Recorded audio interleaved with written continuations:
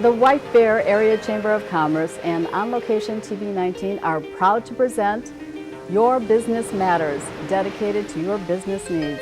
The White Bear Area Chamber is a nonprofit business organization serving as an advocate for the White Bear area and its business community. Now here is the Executive Director of the White Bear Area Chamber and the host of Your Business Matters, Tom Snell. I want to welcome everybody to the cutting-edge White Bear Area Chamber of Commerce cable television program, Your Business Matters. We bring you the latest developments in the White Bear area and how it impacts businesses and community affairs. Today our guest is Jim Abeler, one of the Republican candidates who is running for the U.S. Senate seat that's currently held by Al Franken. Jim Abeler is running against the endorsed candidate, Mike McFadden. The August 12th primary, recently Jim Abeler received the endorsement of former Governor Al Quie. Yeah, how about that? That's wonderful. So I'm glad that you could join us today on our program. And Jim, the first couple questions I want to ask you are about your qualifications. Why do you think you're qualified to take on a United States Senate position? Whereas Mr. McFadden actually was the one that got the endorsement. Yeah, well, first I just want to thank you for having me on the show. You're welcome. Here. Thank you for coming. I spent a lot of happy hours as a high school student sailing on your wonderful lake, and Great. hope you can get that figured out. That's hope we bring it back up, and yeah. then you can come and sail again when you're in the area. Exactly, that'd be wonderful. Well, I think qualifications matter a lot. I have been privileged to serve 16 years in the Minnesota House in a leading role in the healthcare and entitlements and social services part of the budget, and very complicated. And that's at the heart of the federal deficit. We, in a humane way, we've covered all kinds of people for all kinds of services with money that we're borrowing from China and Russia and Japan and the oil-producing countries, which aren't necessarily our best friends. And so at some point, push has to come to shove. We have to find a way to manage that spending, and that's what I'm good at. And on the healthcare thing, I'm a 35-year chiropractor.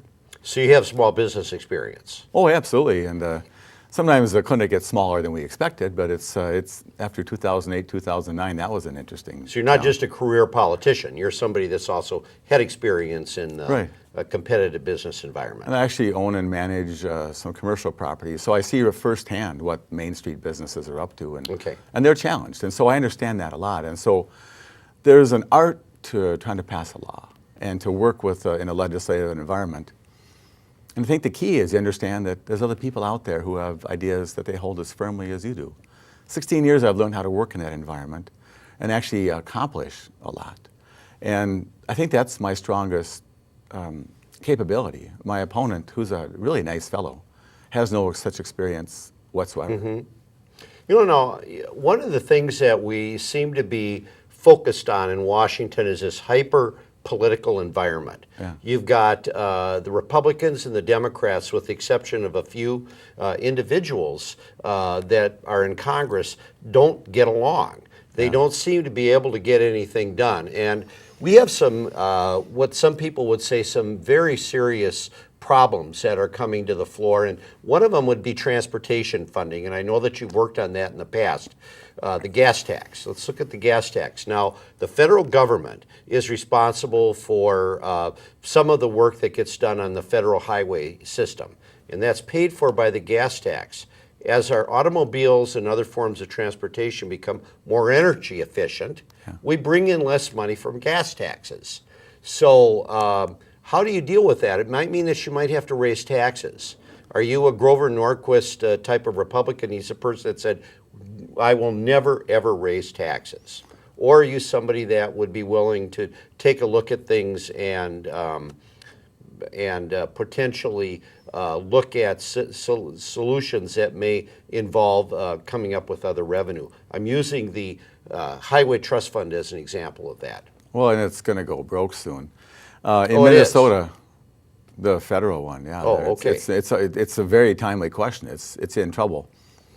In Minnesota, we still struggle with funding our roads, and I was part of a group that aggravated my governor by deciding we should, in fact, add some money to the to the gas tax revenues, which hadn't been changed in 20 years. And it's really a fee more than a tax. And that, what we did then is fixing 172 bridges, including some around here, all across the state. Part of what I tried to do in my 16 years in the legislature is do the right thing. And so just adding more revenue isn't always the right answer. Just adding revenue and then spending the money is smart. If you look at some of the ways the federal money gets spent, there's stuff that gets spent out of there you would never buy. And any idea that they can think of comes out of there. In Minnesota, what I like about Minnesota is the gas tax money is all dedicated to roads and bridges by the Constitution. And so there's no way to, every penny that goes out of your gas tank goes into a road. Well, that isn't true with the federal government then. Oh, no, they buy yellow bikes, they buy bike paths, they buy transit, they buy bridges to nowhere out of all that money. And so it's good they've kind of cut down on earmarks. But some of the regulations over even like North Star and the trains, they add to the cost by foolish regulations, and that money comes out of that fund. What are some of the foolish regulations? Well, how you design the stations. Anoka Station costs $14 million. Wow. $14 million.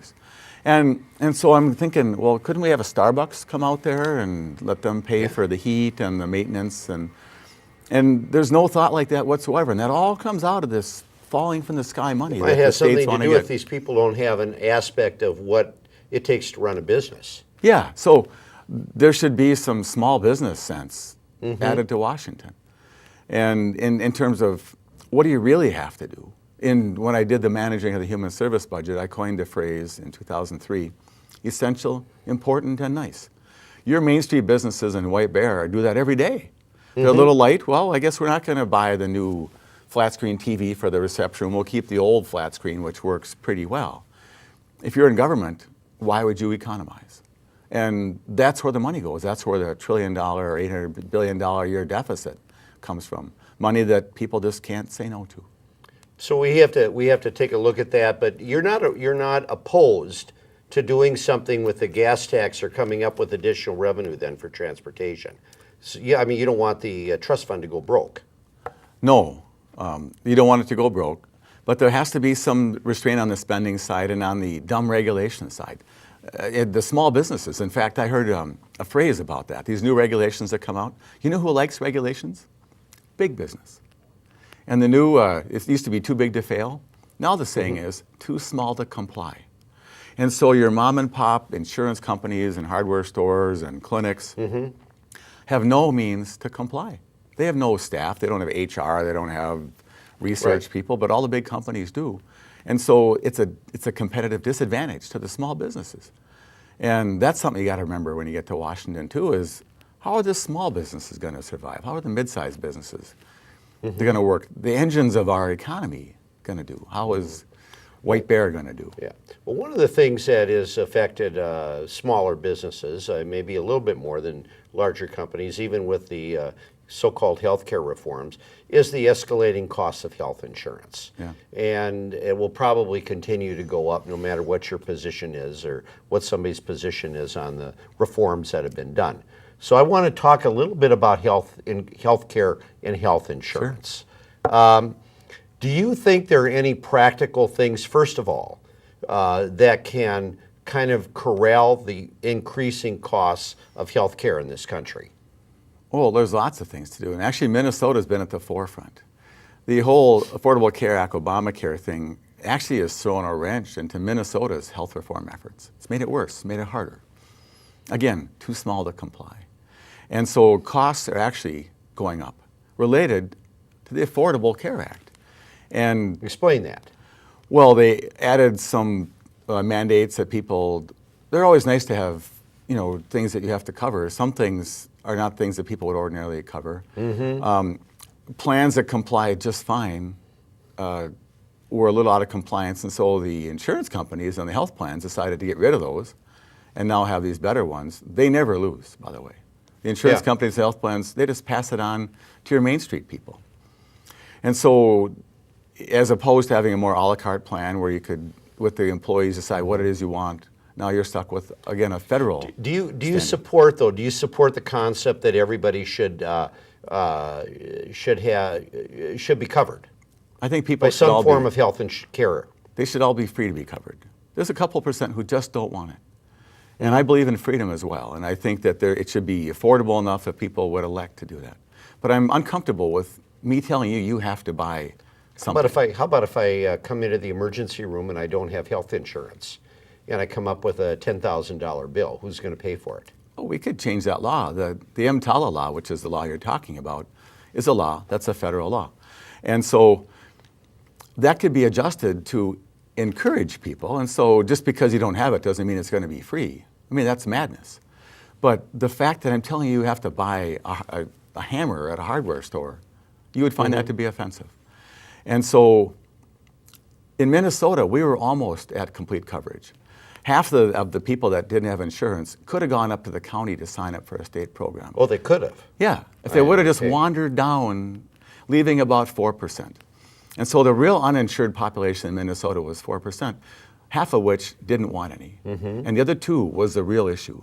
A lot of them were single women approaching retirement age. And so that was a challenge. How do you help them? And you focus it. But we turned the whole system on its head at a great cost. And many companies are putting people to 30 hours a week to avoid having to cover them. Yeah. And so be careful what you ask for. Sometimes it doesn't work as well as you like, especially when the feds get involved. Well, I appreciate that. I also want to hit up on the other issue that is coming. There was recently an article in Forbes magazine about a compelling new, the new business issue is going to be the explosive costs of what some people call entitlement programs. And when I mention that, I mean primarily Medicare and to a smaller extent Social Security costs with all the potential retiring baby boomers. And I know that there was bipartisan legislation passed. It was called the Simpson-Bowles Act, which essentially would have reformed our tax code so that we would have had lower taxes but broaden the base. At the same time, looked at some ways to reform coverage for Social Security and Medicare, helping some people more, and then people with greater amounts of money would maybe receive a little bit less in their entitlements moving forward. How do you feel about that, and what are some of the things you think that need to be done with this multi-trillion-dollar potential challenge? Oh, it's a mess. Well, one of the things, Medicare is the easiest, Social Security is harder. But until you get buy-in from AARP and the Senior Federation and those groups where they're willing to do something, besides just politicize, oh, don't take our money away, you're never going to do anything with Social Security, I don't think. It becomes a third rail, and he who or she who dares talk about it gets blown up by postcards, by seniors who should be forward-thinking and planning for their future and the future of their children and their grandchildren. In Medicare, though, by the way, they're not really entitlements. They've been paid into. People have earned the right to get that. It's been like an insurance program. And so with any insurance program, you have to update it from time to time. Medicare is crying for Minnesota-style management. If you look at the stories about McAllen, Texas, and where they spent money hand over fist, maybe twice as much per person as Minnesota spends, Minnesota has the way to lead.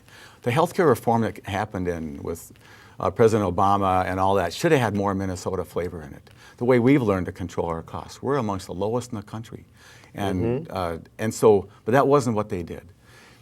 And all the reforms that come out, Minnesota gets punished again with the Medicare reforms. And so you don't have to add any money to the system. You have to spend the money more wisely. Even Dave Durenberger agrees with me about that. And maybe I agree with him, whichever way. He's the master of the topic. And so, but somebody who knows the topic has to go and not be afraid to deal with it. There's even fraud in Medicare. There's something called Medicare Advantage. In Minnesota, if we manage healthcare, we take a savings for it. We give Medicaid money to Alina or somebody, they manage the population. We save money. At the federal level, if we give some company the money, we pay them a premium, and even a higher premium if they act like they're sicker. The health insurance companies get to tell us how sick the person is, and we don't even look and audit that. And there's thought to be 9% fraud in the Medicare Advantage program. 9%. Yeah, they pay more. There's more paid out in Medicare Advantage programs than regular Medicare. Yeah, and nobody's watching the till. And so we trust, who's watching the watchman? Why aren't they watching it? Because of those postcards that people are afraid to come out, and because of the big contributions. Big And- contributions you brought up. Yeah. Okay, do you think there's something wrong in Washington with the amount of money that's being poured into the political campaigns and into politics in general? Oh, it's a mess. You know, there's no real money in politics. You make a living, but there's no big money being a senator or a representative or a House member in the Minnesota House. But there's a ton of money around it, and we are passing out trillions. It's good, or billions that you could get. It's a good investment to spend a few million, and that's what happens. And it's been going on forever. You're not going to change it, but something better shine a light of day. And on Medicare, which is going to go broke, you'd better keep an eye on that spending and not have it go to line the pockets of a big corporation, the health insurance companies who are making big dollars.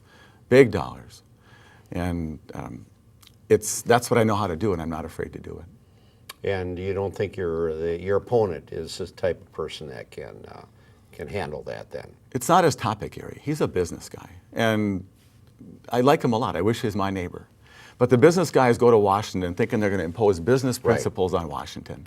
And what the fact is, it's not a new idea. Every idea they're going to bring has been tried and failed to even get passed. Now, you're a Republican. You're running for a Republican That's right. Senate seat. I want to ask you just a couple questions before I'm going to ask you a couple questions about your family and Sure. your campaign. I want to know the names of some Republican legislators, past and present, that you really admire. Well, I like Governor Quee. I admired him. Actually, Paul Wellstone and I got along, surprisingly. That he's not a Republican, obviously, but I admired his ability to state his views and to stick to his guns. I only agreed with half of what he said, but I work with everybody. I admire somebody who comes from their small area and sticks up for what they're about. I like David Durenberger a lot. I thought he was able to work with people. I admired. There's something to admire in everybody, and so if you give me a name that I knew, I'd say, well, I like that about this guy. All right. And so I've tried to. In Anoka, the Republicans, Democrats look like this, and they have their differences, but at the end they make things work. That's where I come from, and that's what Minnesota needs in Washington, is people actually know how to put their differences aside and solve a problem. Get the bridge to get built, fix the sewage system, get the ditches to drain, and quit blaming somebody for why they don't work. That's what Washington's become, and that's what I want to make a difference about. Great. Well, that's wonderful. Tell me a little bit about your family and where you come from, a little bit about Anoka. And Yeah, I've been married 33 years to Barb, who's a saint to put up with me for that long. I've taken my granddaughter, Raina, all around the state to my 500 stops. And she was born a year and a half ago on New Year's Day, and we were so excited. And so I opened my talk talking about her, and but now she's burdened by this debt, and she's lost liberties and freedom she never even knew she had. And then her first words were, "Where was Al Franken to protect her from all that harm and peril she's suffering?" And so that always draws a chuckle from the audience that I'm with. And so we're privileged to have 5 grandkids and 6 sons, and so living in Anoka and watch them grow up, and so that helps me understand my family, but also the other families and people like Raina and her generation who are going to be paying all the tab. That's right. And I talked to some young adults who don't vote, and I say, by the way, you might want to involve. Well, it doesn't matter. I said, well, that $17 trillion debt, it's not a grant program. Yep. You know, and who's paying more of it back, me or you? And they go like, ooh, probably us. Good point. Good point. You better weigh in. Yep. The Republican primary is on the 12th of August 12th. August 12th. And they can go to my website if they want, www.jimabeler.com, A-B-E-L-E-R, jimabeler.com.